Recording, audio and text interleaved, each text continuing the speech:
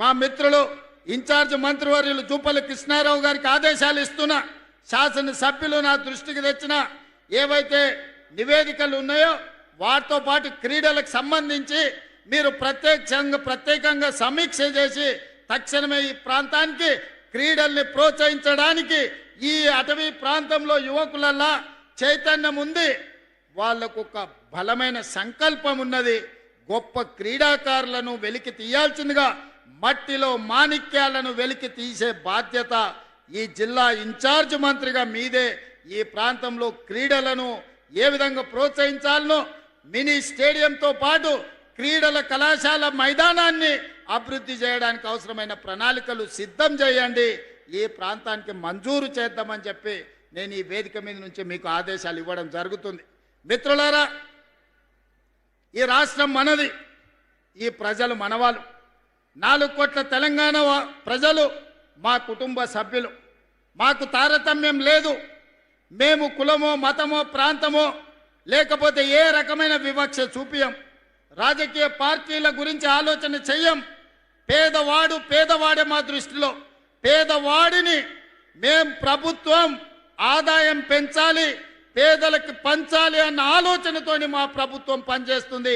ఏ పేదవాడిని ఆదుకున్నా అది మా బాధ్యతగా భావిస్తాం. రాజకీయాలకు అతీతంగా అభివృద్ధి కార్యక్రమాలను ముందుకు తీసుకెళ్తాం. కానీ కొంతమందికి మేము చేసే అభివృద్ధి నచ్చడం లేదు.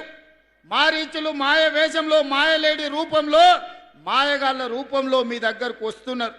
నిన్న మొన్న చూసిన కొడంగల్ పోయినరు, లేకపోతే మహేశ్వరం పోయినరు, ఇవాళ ఇంకేడుకో పోయినరు. మార్కెట్ యార్డు కట్టలేదు మీరని. 10 ఏళ్ళు మీరు ఎందుకు కట్టలేదని నేను అడుగుతున్నా.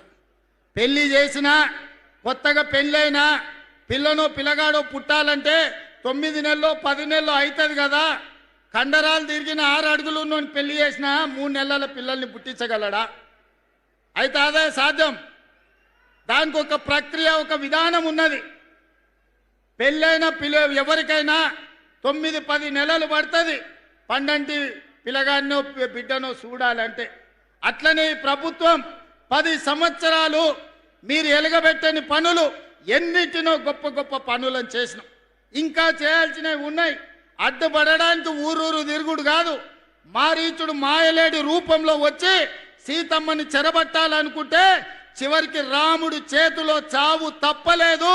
మళ్ళా కూడా నేను ఈ వేదిక మీద నుంచి మళ్ళీ చెప్పదలుచుకున్నా, ఇక్కడ ఉండే ఆదిలాబాదు బిడ్డల సాక్షిగా ఆనాడు పిప్పిరిలో బట్టి గారు, ఆనాడు నేను ఇంద్రవెల్లిలో ఇక్కడి నుంచే దీక్ష భూని ప్రజాపాలన తెస్తామని చెప్పినాం.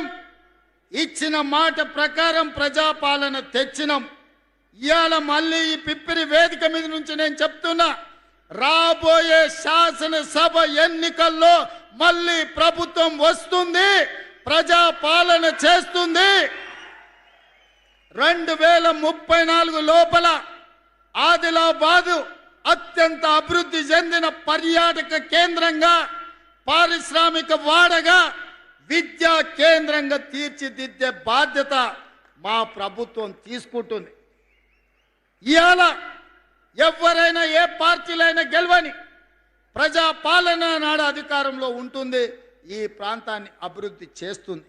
మిత్రులారా, కొంతనన్న ఓపిక ఉండాలి, సంయమనం పాటించాలి. 10 ఏళ్ళు వాళ్ళు చేయలేని పనులు, 10 ఏళ్ళు వాళ్ళు సృష్టించిన గందరగోళాన్ని, 10 ఏళ్ళు 8 లక్షల కోట్ల రూపాయలతో అప్పుల్లో రాష్ట్రాన్ని ముంచితే ఒకటొకటి పరిష్కరించుకుంటూ వస్తున్నాం. కొంత సమయం, కొంత వెసులుబాటు ఇవ్వాలి. కొంచెమన్నా ఆలోచన చేయాలి. అరే 10 ఏళ్ళు మనమే ఉంటాం కదా, అన్ని శాఖలు మన దగ్గరనే ఉండే కదా, ఈ 10 ఏళ్ళలో మనం చేయలేని పనులు వాళ్ళు చేస్తున్నారు కదా, అంతో ఇంతో అవకాశం ఇవ్వాలి కదా, కొంత ఓపిక పట్టాలి కదా. సంసారం ఏర్పడంగానే ఇంట్లో ఒకవేళ విడిపోతే మనకు గిన్నెలు, చెంబులు, స్టవ్లు తెచ్చుకోవడానికి కొంత సమయం పడుతుంది. ఏర్పాటు అయిన తర్వాత సంసారాన్ని సరిదిద్దుకోవడానికి కూడా కొంత సమయం పడుతుంది. అంత సమయం కూడా ఇవ్వకుండా నాకు వజ్రాలు తేలేదు, వైదూర్యాలు కొనలేదంటే సాధ్యమవుతుందా? అట్లనే ఈనాడు 6 గ్యారంటీలలో ఇంతకుముందే బట్టి విక్రమార్క గారు చెప్పినారు, ఆర్టీసీ బస్సు ఇవ్వలేదా, ఆరోగ్యశ్రీ పథకం ఇవ్వలేదా? సన్న బియ్యం ఇవ్వలేదా? 200 యూనిట్లు ఉచిత కరెంటు ఇవ్వలేదా? ఇందిరమ్మ ఇండ్లు ఇవ్వలేదా? ఈరోజు ఆడబిడ్డలకు ఆర్టీసీ బస్సులు కొనివ్వలేదా? అదానిలాగా ఈరోజు సోలార్ పవర్ విద్యుత్తు ఇవ్వలేదా? ఇలా చెప్పుకుంటూ వెళ్తే అరగంట మేము చేసింది చెప్పగలం. అసెంబ్లీలో మాట్లాడదామంటే రారు. ఏందా నువ్వు చెప్పేది వింటా అంటే చెప్పరు. ఎంతసేపు ఉన్నా లొల్లి పెట్టాలి, యాగి చెయ్యాలి, బురద జల్లాలి, ప్రజల్ని మభ్య పెట్టాలి. ప్రజలంతా అమాయకులు కాదు నాయన. మీ సంగతి చూసిర్రు, 10 ఏండ్లు చూసిర్రు. మీరు ఎన్ని పరిశాన్లు చేసిరో ప్రజలకు తెలుసు. ఆనాడు నేను అడుగుతున్నా, పిల్ల మొగుడు మాట్లాడుకోవడానికి కూడా భయపడేది, ఫోన్లో మాట్లాడాలంటే ఓడింటాడో అని. అవునానే? రాజకీయ నాయకులే కాదు, ఆలు మొగుళ్ళు మాట్లాడుకుంటే కూడా ఇన్న రోజు